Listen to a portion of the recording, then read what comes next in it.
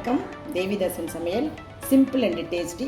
வாங்க இப்போ நம்ம பானிபூரி செய்ய போகிறோம். பானிபூரி ரொம்ப சிம்பிள். நம்ம கடையிலலாம் வாங்கி தான் எப்போதும் சாப்பிடுவோம். இப்போ நம்ம வீட்டில் செஞ்சு சாப்பிடுவோம். வாங்க பார்ப்போம். முதல்ல ஒரு சின்ன குக்கர் எடுத்திருக்கேன். அதில் நான் ஒரு 4 மணி நேரத்துக்கு முன்னாடியே ஊற வச்ச பட்டாணி, பச்சை பட்டாணி, ஊற வச்ச பட்டாணி எடுத்திருக்கேன். அதில் இந்த மாதிரி ஒரு 4 உருளைக்கிழங்கு எடுத்திருக்கேன். இந்த உருளைக்கிழங்கை நம்ம கட் பண்ணி இதில் வச்சுட்டு இதை ஃபஸ்ட்டு வேக வச்சுப்போம். அதுக்கு பிறகு நம்ம அடுத்த ஸ்டெப் பார்க்கலாம். இப்போ நம்ம பட்டாணி போட்டு உருளைக்கிழங்குல இந்த மாதிரி கட் பண்ணி வச்சுட்டோம். இதுக்கு தேவையான அளவு தண்ணி விட்டு, இது முழுகிற அளவு தண்ணி விட்டு இதை குக்கரில் ஒரு 4 விசில் விட்டு எடுத்துடலாம். வாங்க பார்ப்போம். அடுத்து இப்போ நம்ம பானி ரெடி பண்ணிடலாம். ஸோ ஒரு மிக்ஸி ஜார் எடுத்துப்போம். அதில் ஒரு புடி கொத்தமல்லி தழை வச்சுக்கலாம். அடுத்து ஒரு புடி புதினா தழை, அது நம்ம ஒரு 4 பச்சை மிளகாய் எடுத்துக்கலாம். ஒரு துண்டு இஞ்சி. ஸோ நம்ம புளி எடுத்துக்கலாம். இப்போ என்ன பண்ணுவாங்கன்னா, சில பேர் புளி, வெல்லம் இதெல்லாம் தனியாக எடுத்து காய்ச்சி அதை ஒரு இனிப்பாக போடுவாங்க. நம்ம இதில் ஒன்றாவே சிம்பிளாக ஒன்றாவே போட்டு நம்ம அரைச்சி இதை வடிகட்டி நம்ம பானி ரெடி பண்ணிடலாம். வாங்க, இதை நான் அரைச்சிட்டு வந்துடுறேன். இப்போ நம்ம எல்லாம் அரைச்சிட்டு வந்தாச்சு. இதை நம்ம ஃபில்ட்ரு பண்ணிக்கலாம். ஏன்னா அப்படியே போட்டால் நமக்கு வாயில் திப்பி திப்பியாக இருக்கும். அதனால் அந்த ஃபில்ட்ரு பண்ணலாம்.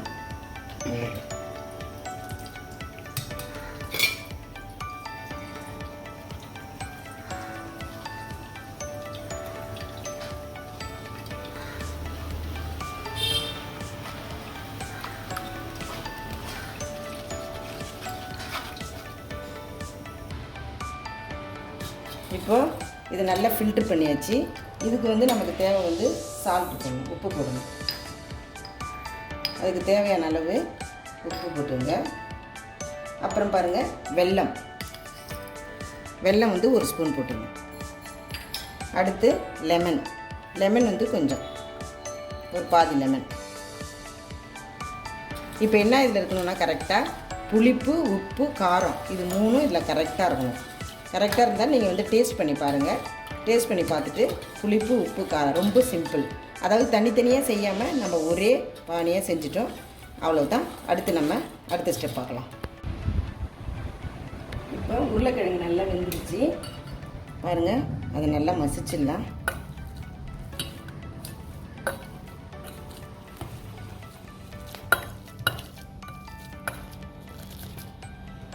இது நல்லா மசிச்சாச்சு.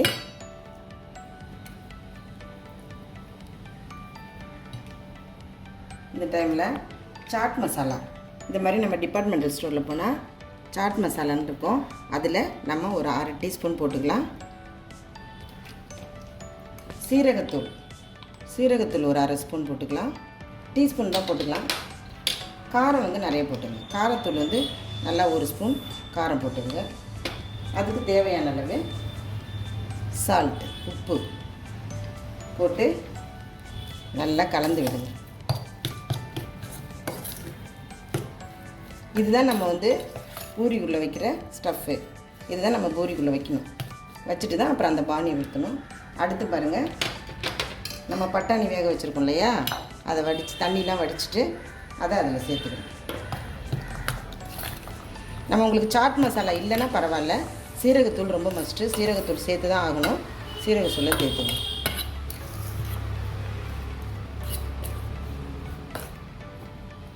அவ்வளோதான். இதை நம்ம ரெடி ஆகிடுச்சு. இப்போ நம்ம பூரி போட்டுடலாம். வாங்க. இப்போ நம்ம பானி ரெடி பண்ணியாச்சு. அது உள்ள பூரிக்குள்ளே வைக்கிற ஸ்டஃப் ரெடி பண்ணியாச்சு. அடுத்து நம்ம பூரி போட போகிறோம். அதாவது டிபார்ட்மெண்ட் ஸ்டோர் போனீங்கன்னா பானிபூரி வத்தல்னு விற்கும். இது 100 கிராம் பாருங்கள், 25 ரூபா தான். இதில் நான் ஒரு 2 பாக்கெட் வாங்கியிருக்கேன். நீங்கள் கூட உங்களுக்கு எத்தனை பாக்கெட் வேணுமோ வாங்கி உங்களுக்கு எவ்வளோ தேவையோ அதை செஞ்சுக்கலாம். இப்போ இந்த பாக்கெட்டை நம்ம கட் பண்ணிவிட்டு, நமக்கு 100 கிராமே இவ்வளோ இருக்குது.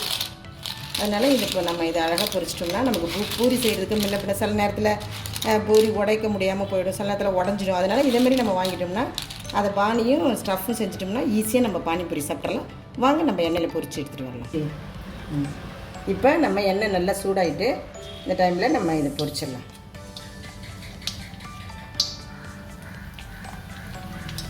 நல்லா ஒரு 5-6 போட்டு நம்ம அப்படியே பொரிச்சிடலாம்.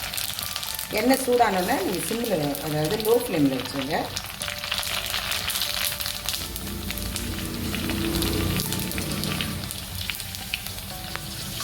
கலர் கொஞ்சம் சேஞ்ச் ஆனோன்னா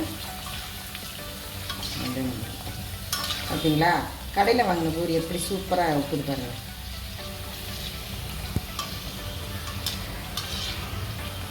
கலர் சேஞ்சாக நம்ம எடுத்துடலாம்.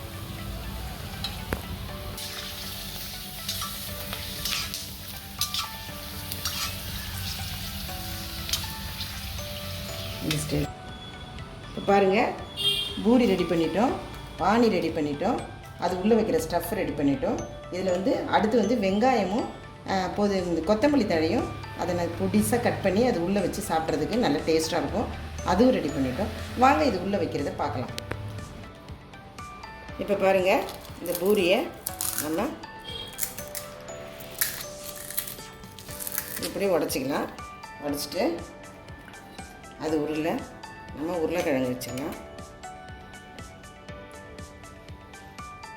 அது நம்ம ஆனியன் வச்சிடலாம். அது நம்ம அந்த பானியும் ஊற்றிடலாம். இப்போ இது மாதிரி நான் செஞ்சுட்டு காமிக்கிறேன், பார்ப்போம் வாங்க. இப்போ நம்ம எல்லாத்துலேயும் உருளைக்கிழங்கு ஸ்டஃப்பு, வெங்காயம், கொத்தமல்லி தழை வச்சாச்சு. இப்போ ஒவ்வொரு பானிலையாக நம்ம பானி ஊற்றிடலாம். பாருங்கள், சூப்பராக சிம்பிளாக சுவையாக செஞ்சாச்சு. நீங்களும் இது மாதிரி வீட்டில் செஞ்சு பாருங்கள், அருமையாக இருக்கும். உண்மையிலே நல்லா இருக்குது. ஓகே, லைக் பண்ணுங்கள், கமெண்ட் பண்ணுங்கள், சப்ஸ்கிரைப் பண்ணுங்கள்.